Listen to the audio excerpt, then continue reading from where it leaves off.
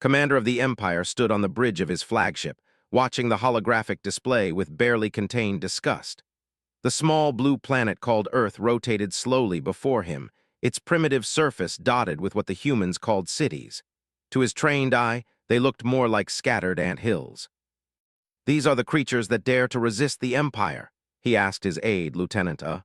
The younger's four arms gestured dismissively at the display. "Intelligence reports confirm it, Commander. They call themselves humans, bipedal mammals with soft skin and no natural weapons. Their technology is at least 2 centuries behind our own."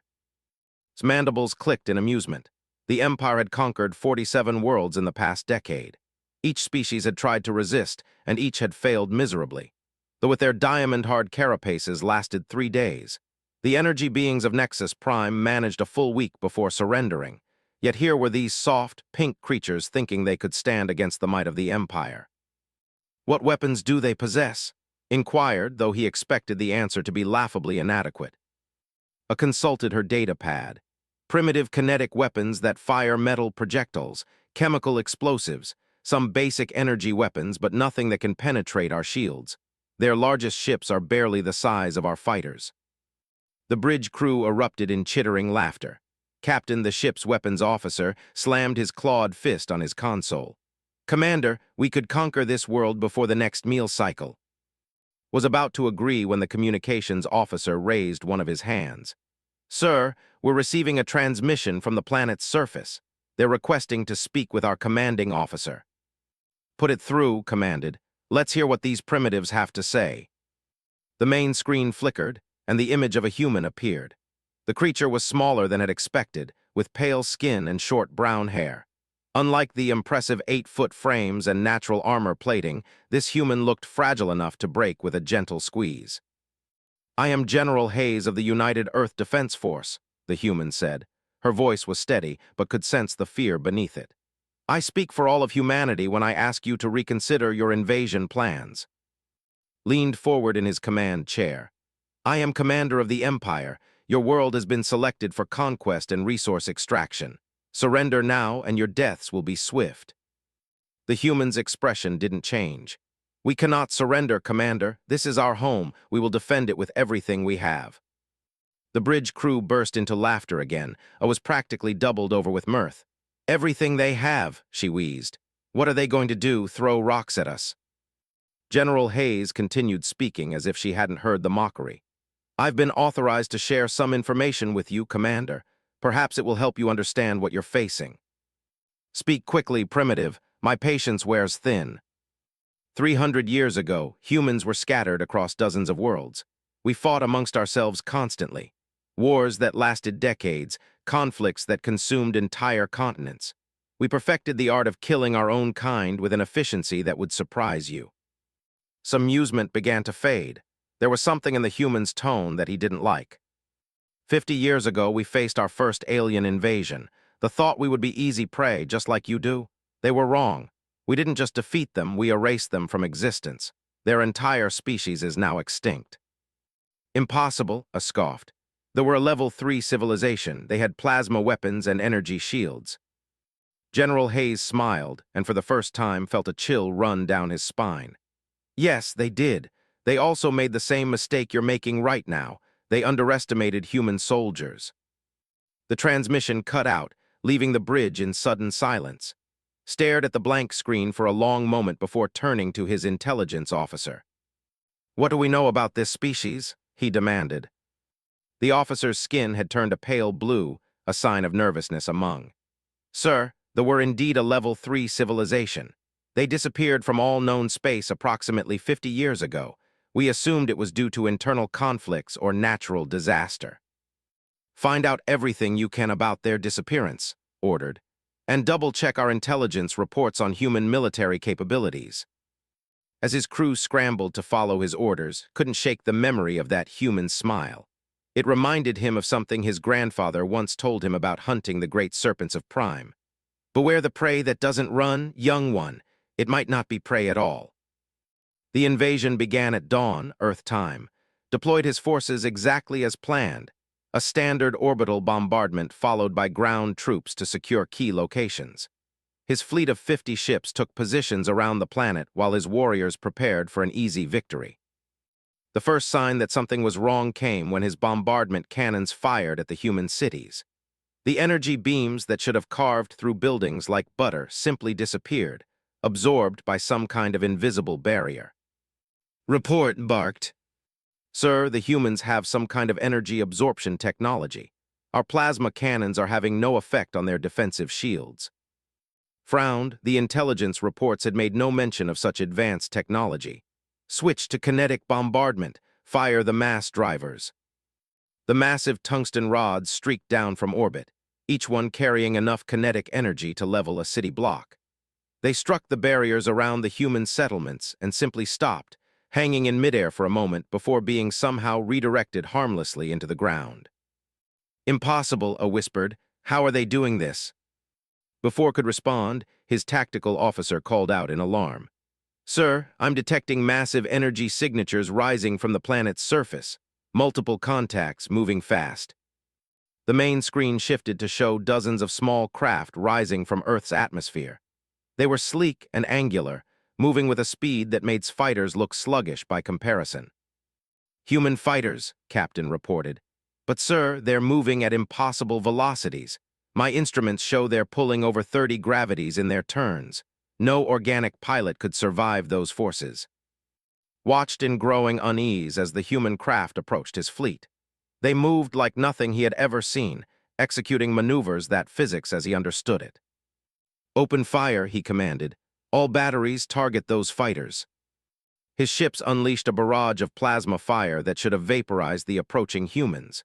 Instead, the small craft simply ignored the weapons, passing through the energy beams as if they weren't there. Sir, our weapons aren't connecting. It's like they're not really there. That's impossible. Nothing can phase through plasma bolts. The human fighters reached his fleet and immediately began their attack. But instead of firing weapons, they did something far more terrifying. They simply flew through his ships. Watched in horror as one of his destroyers was intersected by a human fighter. The alien craft passed through the hull like a ghost, emerging from the other side completely unharmed. Behind it, the destroyer began to break apart, its molecular structure somehow disrupted by the passage. What kind of technology is this? A screamed as another ship was similarly destroyed. Had no answer. In 30 years of conquest, he had never encountered anything like this. The humans were using some kind of phasing technology that made them completely immune to conventional weapons while allowing them to destroy his ships with simple contact. Within minutes, half his fleet was destroyed or disabled. The remaining ships tried to retreat, but the human fighters were faster, more, and apparently invulnerable. Sir, incoming transmission from the planet's surface, his communications officer reported, his voice shaking. Put it through. General Hayes appeared on the screen again, but this time she wasn't alone. Standing behind her were figures in strange armor that seemed to shift and flow like liquid metal. Their faces were hidden behind helmets that reflected light in impossible ways. Commander, Hayes said calmly, I'd like you to meet the Ironclad Legion. They volunteered to demonstrate our defensive capabilities. Stared at the armored figures. There was something deeply unsettling about them, something that triggered every predatory instinct he possessed. What are they? They're human soldiers, Commander. Enhanced human soldiers. You see, we learned something important during our war with the... Organic bodies have limitations, but human will and human intelligence don't have to be bound by those limitations. One of the armored figures stepped forward and removed its helmet, recoiled in shock. The face that looked back at him was human, but the eyes were wrong. They glowed with an inner light that seemed to pierce through the screen. We gave up our flesh 50 years ago, the figure said in a voice that resonated with harmonics that shouldn't have been possible. We became something more than human, something beyond the constraints of matter and energy. Finally understood what he was seeing. These weren't enhanced soldiers. They were digitized consciousnesses controlling bodies of programmable matter. They could phase through solid objects, manipulate energy fields, and reshape themselves at will. Impossible, he breathed. The technology required for that kind of consciousness transfer is beyond your development level. General Hayes smiled that unsettling smile again. You keep using that word, Commander. I don't think it means what you think it means. Humans have a saying, necessity is the mother of invention. When they threatened to extinguish our species, we found ways to do things that our science said were impossible. The armored figure replaced its helmet and stepped back into formation. We are eternal, alien. We are beyond your weapons, beyond your understanding. We are what humanity becomes when you push us too far. Looked at his tactical display. His fleet was in ruins, destroyed by enemies he couldn't even touch. His ground forces hadn't even been deployed, and already he knew they would be useless against foes like this. "What do you want?" he asked, adding the defeat in his own voice. "Leave," Hayes said simply. "Take your remaining ships and go back to your empire. Tell them what you've seen here. Tell them that Earth is protected by something they cannot defeat." "And if I refuse?" The general's expression didn't change, but somehow her smile became infinitely more terrifying. "Then you'll join the in extinction, and we'll send your ships back to your empire empty, so they can wonder what happened to you." Looked around his bridge at his terrified crew. He thought about his empire's reputation for conquest, about his own pride as a warrior. Then he looked at the tactical display showing the wreckage of his fleet and the impossible human fighters still circling like predators. "We will withdraw," he said finally. "Wise choice, Commander. And Commander, when you report back to your superiors, make sure you tell them exactly what they'll be facing if they try this again. The Ironclad Legion is just our greeting party." The transmission ended, leaving staring at his own reflection in the darkened screen. Around him, his crew worked frantically to prepare the surviving ships for retreat. As his flagship turned away from the small blue planet, couldn't stop thinking about those glowing eyes and that terrible smile. For the first time in his military career, he understood what it meant to be prey. And somewhere in the back of his mind, a terrifying thought was forming. If these enhanced humans were just Earth's greeting party, what other horrors were waiting in the depths of human space? The retreat from Earth was the most humiliating experience of his military career, but it was only the beginning of his education about humanity. As his battered fleet limped back towards space, he found himself obsessing over the intelligence reports about the vanished civilization. What his researchers discovered in the archives chilled him to his core. They hadn't simply disappeared, they had been systematically hunted down and eliminated across dozens of star systems. Entire worlds stripped of life, space stations reduced to drifting debris, and not a single survivor found anywhere in known space. The humans hadn't just won a war. They had committed genocide with a thoroughness that impressed and terrified him. The High Council of the Empire received its report with skepticism and rage. Supreme Admiral, a massive whose battle scars told stories of a dozen conquered worlds, slammed his primary fist on the council table. "You retreat from a single primitive world?" His voice echoed through the chamber. "You shame the entire empire with your cowardice." Stood at attention, his mandibles clicking nervously. "Supreme Admiral, I respectfully request that you review the tactical recordings. What we encountered was beyond our current military capabilities." "Impossible," roared. "No species has ever successfully resisted the Empire. You face some primitive defensive technology and panicked like a hatchling." The other council members murmured their agreement. War Marshal raised her secondary arms in dismissal. "Perhaps our intelligence was slightly inaccurate about their technological level, but they are still just mammals, soft, weak creatures with short." Activated his personal data pad, projecting the tactical recordings into the chamber's central display. The council watched in silence as human fighters phased through ships, destroying them with impossible ease. "What trickery is this?" Admiral demanded. "Those recordings must be fabricated." "I stake my honor on their authenticity," replied firmly. "Furthermore, our intelligence division has uncovered disturbing information about the extinction." He changed the display to show archived data from their military databases. They were a level 3 civilization with technology comparable to our own. 50 years ago, they launched an invasion of the human. Within 6 months, every in the galaxy was dead. The council chamber fell silent. Supreme Admiral leaned forward, his compound eyes focusing intently on the data. "Show me the battle reports." Ada stepped forward. "Sir, that's part of the problem. There are no battle reports. The military simply stopped communicating with their colonies. When other species investigated, they found empty ships, abandoned worlds, and evidence of systematic extermination." What kind of evidence? War Marshal asked, her voice less confident than before. Molecular disintegration patterns consistent with matter conversion technology, a reported. Entire populations appear to have been processed into raw materials. The efficiency was remarkable.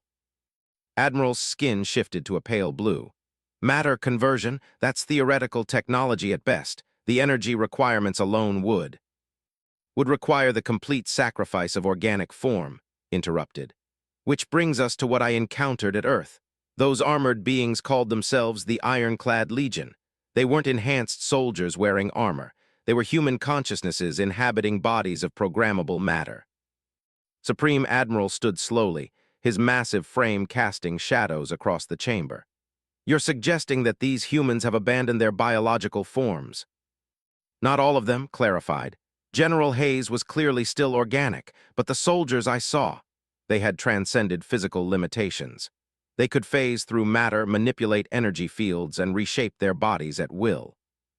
The Council exchanged worried glances. Consciousness transfer technology was considered the holy grail of military science, the ability to create immortal soldiers with unlimited physical capabilities. Every major civilization had attempted it, and every attempt had failed catastrophically. Even if such technology existed, War Marshal said carefully, the process would require volunteers willing to sacrifice their organic existence. What kind of species would willingly undergo such transformation? Thought about General Hayes' unsettling smile. One that values survival above individual identity. The intelligence reports suggest that human society is built around collective defense mechanisms. They call it species loyalty, the willingness to sacrifice anything, including their own humanity, to protect their kind. Admiral activated his own data pad. I've been reviewing historical records of other species we've conquered. None showed this level of adaptive response to existential threats. Most civilizations cling to their original forms even in the face of extinction. Humans appear to be different, agreed. They view their biological form as merely a tool to be modified or discarded as circumstances require. During their early wars with each other, they regularly used biological and chemical weapons against their own species. They have no taboos against self-modification. Supreme Admiral began packing, his clawed feet clicking against the metal floor. If what you're saying is true, then we're not dealing with a conventional invasion scenario. This is a contact with a post-biological intelligence. The implications hung heavy in the chamber. Post-biological intelligences were theoretical nightmare scenarios discussed in military academies, civilizations that had abandoned physical existence and could manipulate matter and energy with thought alone. They were considered virtually impossible to defeat through conventional warfare. "What are your recommendations, Commander?" asked finally. Straightened, immediate cessation of all expansion activities in human space, full intelligence gathering on human colonies and military capabilities, and preparation of our own defensive measures in case they decide to expand into our territory. "You think they might invade us?" War Marshal asked incredulously. "I think they might decide we're a threat to their existence," corrected. "Based on what happened to they appear to have a very simple approach to potential enemies, complete elimination."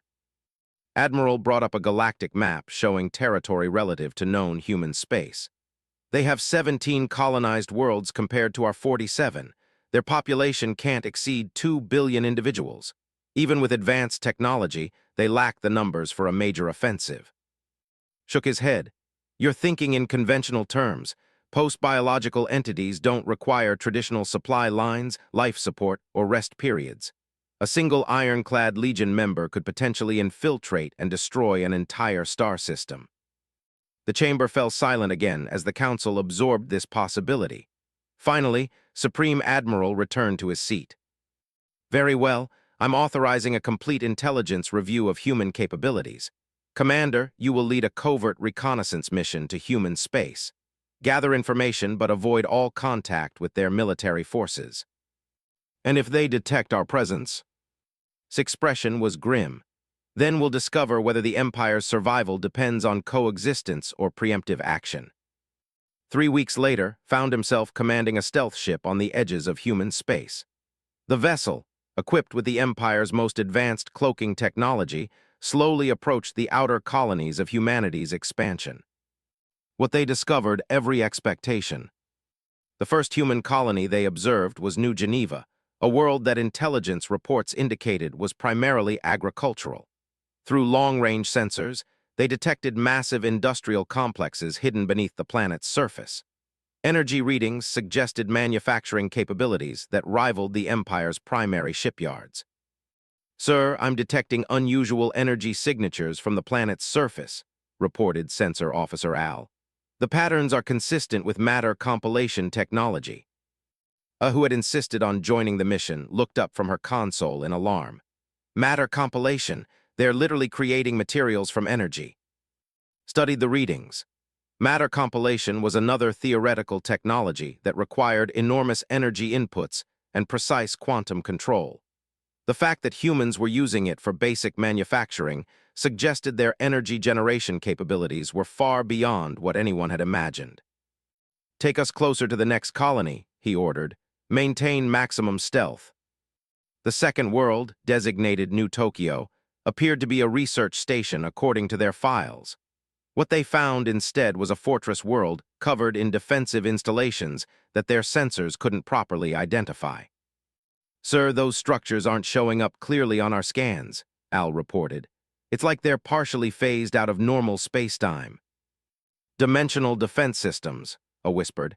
"They're using spatial manipulation technology for planetary defense." Felt his confidence crumbling. Each discovery painted a picture of human capabilities that seemed impossibly advanced. "What about population readings?" "That's another anomaly, sir. I'm detecting approximately 50,000 biological signatures, but over 2 million synthetic consciousnesses." The implications hit like a physical blow. The humans weren't just experimenting with consciousness transfer, they were implementing it on a massive scale. Every colony was populated primarily by post-biological entities housed in artificial bodies. "Sir, incoming transmission," the communications officer announced. "It's coming from New Tokyo." His blood went cold. "Impossible, we're completely cloaked." "The transmission is directed specifically at our position," the officer confirmed. "They know exactly where we are." "Put it through." The main screen activated, showing the familiar figure of General Hayes. But this time she was clearly artificial, her movements too perfect, her appearance too flawless to be organic. "Hello again, Commander," she said pleasantly. "We've been expecting you." "How did you detect us?" he demanded.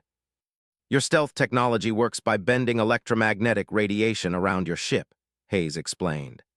"Unfortunately for you, we stopped relying on electromagnetic sensors 50 years ago. We can detect the gravitational distortions your ship creates, the quantum fluctuations from your power core, and the dimensional ripples from your engines."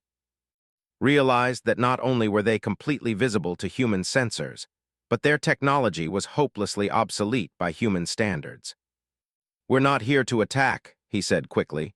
"This is a reconnaissance mission only." "We know," Hayes replied. "We've been monitoring your Empire's communications since your retreat from Earth. We're aware of your intelligence gathering orders." The casual admission that humans could penetrate military communications sent another chill through the bridge crew. If they could intercept classified orders, what else could they access? "What do you want?" asked. Hayes' expression became serious. "We want to avoid a war, Commander, but we need you to understand something about human nature. We don't just defend ourselves, we ensure that threats to our existence are permanently neutralized." "You're threatening the Empire." "I'm explaining our perspective," Hayes corrected. "They made the same mistake your Empire is making now. They assumed that because we appeared primitive, we actually were primitive. They thought they could simply overwhelm us with superior numbers and technology." She paused, letting the comparison sink in. "They were wrong. They're extinct because they underestimated human adaptability and our willingness to sacrifice everything for species survival." Thought about the empty worlds, the systematic elimination of an entire civilization. What happened to them exactly? "We hunted them," Hayes said simply. "Every ship, every colony, every individual. We modified ourselves into forms specifically designed for elimination. Some of us became biological weapons tailored to their physiology. Others became space-based predators optimized for ship-to-ship combat. We became whatever we needed to become to ensure they could never threaten humanity again. The casual way she described genocide made skin crawl. And you're prepared to do the same to us. If necessary, Hayes confirmed. But we'd prefer to avoid it. The Empire has two choices: immediate withdrawal from all human space and a non-aggression treaty, or designation as an existential threat to humanity. And if we're designated as a threat? Hayes' artificial features shifted into that unsettling smile. Then we'll modify ourselves specifically for elimination, just like we did with the... How long do you think your empire would last against enemies who can phase through your defenses, manipulate matter at the molecular level, and adapt to any weapon you develop? Looked around his bridge at his terrified crew. Every tactical scenario he could imagine ended with the Empire suffering the same fate as the... What are the terms of this non-aggression treaty? He asked finally. Simple. The Empire withdraws all military forces from within 50 light-years of human space. No colonization attempts in our expansion corridor. No military intelligence gathering in human territory. And most importantly, no hostile actions against human interests anywhere in the galaxy. And in return, we stay in our territory and mind our own business, Hayes said. We have no interest in conquering the Empire. We just want to be left alone to develop in peace. Consider the offer. It was generous considering humanity's apparent technological superiority, perhaps too generous. Why are you being so reasonable? You could probably destroy us easily. Hayes' expression softened slightly. Because despite everything we've become, we're still fundamentally human. We believe in giving people a choice when possible. They forfeited their choice when they refused to withdraw after we demonstrated our capabilities. How long do we have to decide? This is your answer, period, Commander. When your ship leaves our space, we'll expect a formal response within 30 standard days. If we don't receive one, we'll assume the Empire has chosen hostility. The transmission ended, leaving the bridge in stunned silence. Stared at the blank screen, knowing that he was about to deliver news that would shake the Empire to its foundations. Set course for home, he ordered quietly. Maximum speed. As the stealth ship turned away from human space, couldn't shake the feeling that he had just witnessed the end of the Empire as a galactic power. Humanity had essentially handed them a choice: peaceful coexistence or extinction. Given what he had learned about human capabilities and their treatment of the, knew which option he would recommend to the High Council. The question was whether the Empire's pride would allow them to accept it. The emergency session of the High Council erupted in chaos the moment finished his report. Supreme Admiral's roar of rage echoed through the chamber as he hurled his ceremonial sword at the central display. Surrender to primitives? Never! His massive frame shook with fury. The Empire has never bowed to any species. War Marshal arose from her seat, her 4 arms gesticulating wildly. This is exactly what they want to make us submit through fear and intimidation. We cannot show weakness. Remained calm despite the hostility radiating from the council members. With respect, members of the council, I don't believe this is about submission. This is about survival. Admiral activated his data pad, projecting new intelligence onto the central display. I've completed the analysis of human colonial presence. Commander's reconnaissance confirmed our worst fears. Every human colony is a fortress world capable of independent manufacturing and defense. The display showed detailed scans of 17 human worlds, each one bristling with defenses and industrial capabilities that dwarfed anything in space. Furthermore, continued, we've detected evidence of human presence in over 30 star systems that aren't officially colonized. They appear to be conducting some kind of stellar engineering projects. Supreme Admiral stopped his packing. What kind of stellar engineering? Unknown, but the energy signatures suggest they're manipulating stellar output and solar wind patterns, possibly harvesting stellar energy on a massive scale. The implication sent a chill through the chamber. Stellar engineering was far beyond even theoretical technology. If humans could manipulate stars themselves, their energy resources were essentially unlimited. War Marshal A's aggressive posture began to waver. How is this possible? 50 years ago, they were barely capable of interstellar flight. Activated his own files, showing archived communications between human colonies. I believe the key is their approach to technological development. Most species advance gradually, building on existing knowledge. Humans appear to take quantum leaps by completely abandoning previous limitations. He highlighted specific communications intercepts. Look at these colony reports. They're not just developing new technology, they're fundamentally restructuring the nature of consciousness, matter, and energy to serve their needs. Admiral studied the data. These communication patterns are strange. They're not using traditional information transfer methods. Quantum entanglement networks, explained. Each human consciousness, whether biological or artificial, is connected to every other through instantaneous quantum communication. They're operating as a collective intelligence while maintaining individual identity. The council members exchanged worried glances. A collective intelligence with the resources of 17 star systems and the ability to modify itself that will represent a threat unlike anything they had ever faced. What's our force projection capability against such an enemy? Supreme Admiral asked quietly. War Marshal consulted her tactical database.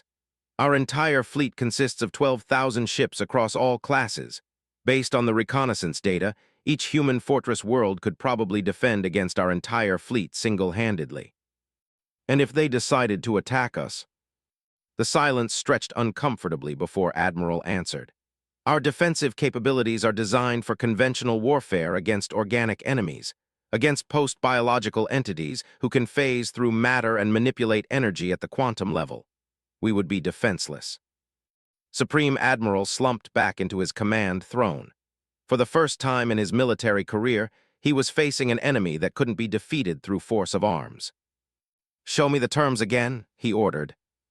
Reactivated the display showing General Hayes' ultimatum. The terms appeared reasonable on the surface, but everyone in the chamber understood what they really meant: the end of expansion and the acknowledgement of human superiority. "The Empire has never accepted such terms," said slowly. "It goes against everything we represent as a species." "Sir," said carefully, "perhaps it's time to consider that what the Empire represents may need to evolve. The humans faced the same choice 50 years ago when they invaded. They chose to sacrifice their biological nature to ensure species survival." War Marshal shook her head. "We are not humans. We do not abandon our essential nature for temporary advantage." With respect, Marshal probably said something similar. They're now extinct. The brutal truth of that statement hung in the air. Everyone present knew the fate of species that chose pride over pragmatism when facing overwhelming force. Admiral brought up a new display showing galactic strategic positions. "There is another consideration. If we refuse these terms and somehow survive the resulting conflict, what message does that send to our other subject species?" Supreme Admiral's compound eyes focused on the strategic map. "Explain." 47 worlds currently pay tribute to the Empire because they believe we're invincible. If humanity publicly defeats us, every subject world will see an opportunity for rebellion. We could lose everything even if we somehow survive the war. The strategic implications were staggering. The Empire's entire structure was based on the perception of overwhelming military superiority. A defeat by humanity would shatter that perception and likely trigger the collapse of their entire civilization. "What about negotiating different terms?" War Marshal suggested. "Perhaps we can find a middle ground." Shook his head. "I don't believe humans negotiate in the conventional sense. They presented their decision as binary: accept the terms or be designated as a threat. Based on what happened to being designated as a threat appears to be a death sentence." Supreme Admiral stood slowly, his massive frame casting shadows across the chamber. "Contact General Hayes. Inform her that the Empire accepts their terms." The words fell like a death knell in the chamber. War Marshal A's skin had turned pale blue with shock. "Admiral, this is unprecedented. The Empire has never faced extinction before," interrupted. "Sometimes survival requires adapting to new realities." Admiral activated the long-range communications array. Within minutes, the familiar image of General Hayes appeared on the central display. "General Hayes," Supreme Admiral said formally, "the Empire accepts your terms for non-aggression. We agree to withdraw from all human space and respect the territorial boundaries you have." Hayes nodded approvingly. "A wise decision, Supreme Admiral. The formal treaty will be transmitted to your government within the hour. I trust there will be no difficulties with compliance." "None whatsoever," assured her. "The Empire honors its commitments." "Excellent. There is one additional matter we need to discuss." The council members tensed, felt his stomach drop as he waited for the other shoe to fall. "The 47 species currently under rule," Hayes continued. "We've been monitoring their communication networks. Several have expressed interest in independence following news of your military defeat at Earth." Supreme Admiral's claws extended involuntarily. "Those species are internal Empire matters. They fall outside the scope of our agreement." Hayes' expression didn't change, but somehow the temperature in the chamber seemed to drop. "Actually, Supreme Admiral, they don't. You see, humanity has a policy regarding oppressed species. We consider forced subjugation to be a threat to galactic stability." The implications hit the Council like a physical blow. Realized that the humans weren't just neutralizing the Empire as a threat. They were positioning themselves as the dominant galactic power. "What exactly are you proposing?" asked carefully. "Independence referendums for all subject species," Hayes replied. "Supervised by neutral parties to ensure fairness. Those that choose to remain with the Empire may do so. Those that choose independence will be granted it." War Marshal could barely control her rage. "You're dismantling our entire civilization." "We're offering your subject species the same choice we offered you," Hayes corrected. "Freedom or continued oppression. We believe most intelligent species prefer freedom when given the option." Admiral leaned forward. "And if we refuse to allow these referendums?" Hayes' smile returned, and once again felt that familiar chill. "Then you'll be designated as a threat to galactic stability. I think you understand the implications of that designation." Supreme Admiral closed his eyes for a long moment. When he opened them, his expression had changed to one of resigned acceptance. "The Empire will comply with your requirements," he said quietly. "Independence referendums will be scheduled for all subject species." "Excellent. I'm sure you'll find that several species will choose to maintain their relationship with the Empire on voluntary terms. Voluntary alliances are often stronger than forced ones." The transmission ended, leaving the council chamber in stunned silence. The Empire, which had dominated its region of the galaxy for centuries, had just been effectively neutered by a species they had considered primitive only months earlier. "What do we do now?" War Marshal asked, her voice barely above a whisper. Supreme Admiral looked around the chamber at his defeated colleagues. "We adapt, we learn, and we ensure that the Empire survives in whatever form it can." Cleared his throat.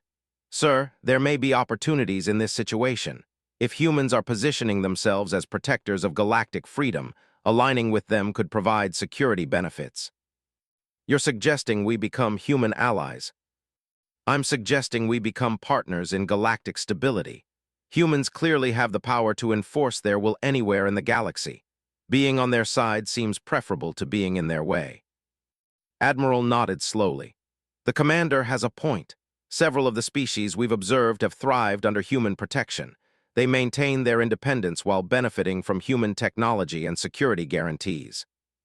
Supreme Admiral considered this perspective. The Empire could continue to exist, albeit in a greatly reduced form. More importantly, it could survive. "Contact General Hayes again," he ordered. "Inform her that the Empire is interested in discussing a formal alliance." 6 months later, stood on the observation deck of a human space station, watching and human engineers work together on a joint research project.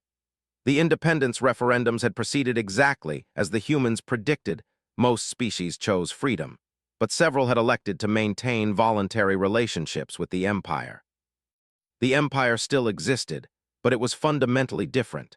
Instead of ruling through fear and military might, it now operated as a voluntary confederation with human backing. Technology sharing agreements had advanced science by centuries in just a few months. General Hayes joined him at the observation window. She was back in her biological form, having transferred her consciousness back into organic matter for the diplomatic functions. "Regrets, Commander?" she asked. Considered the question carefully. "The Empire I served no longer exists, but perhaps that's not entirely a bad thing. We were stagnant, aggressive, and ultimately vulnerable. This new arrangement may be more sustainable." Change is never easy, Hayes acknowledged. When they invaded, we had to give up our comfortable assumptions about human nature. You've had to give up your assumptions about galactic dominance. The difference is that we survived the transition, pointed out. The didn't. Hayes nodded grimly. They made a choice. They chose pride over pragmatism, aggression over adaptation. You and your people made a different choice. Watched human and children playing together in the station's recreation area. The next generation would grow up in a galaxy where cooperation was more valuable than conquest. What's next for humanity? He asked. Now that you've essentially this region of the galaxy. Hayes smiled, but this time it was warm rather than unsettling. We keep exploring, keep learning, keep adapting. That's what humans do, and now we have allies to help us do it. Looking out at the stars, reflected on the strange turn his life had taken. He had begun this journey as a conqueror in the service of an empire. He was ending it as a partner in something much larger and more ambitious than simple conquest. The Ironclad Legion had taught the galaxy an important lesson. Never underestimate a species willing to sacrifice everything to protect what they value. But perhaps more importantly, they had shown that strength could be used to build rather than simply destroy. As he watched the joint human research teams working together, realized that the Empire's defeat had actually been their salvation. They had avoided the fate of the Knot through military might, but through the wisdom to recognize when adaptation was more important than pride. The humans had ridiculed soldiers, just as they had once ridiculed human soldiers. The difference was that humans had turned that mockery into an opportunity for growth and alliance. In the end, that might be the most human trait of all, the ability to find hope and partnership even in the darkest circumstances. The age of galactic conquest was over. The age of galactic cooperation had begun. And at its heart was a species that had once been considered primitive but had proven to be the most adaptable force in the galaxy. The Ironclad Legion stood ready to defend this new order, but hoped they would never need to. In a galaxy where cooperation was valued over conquest, perhaps even post-biological super soldiers could find peace.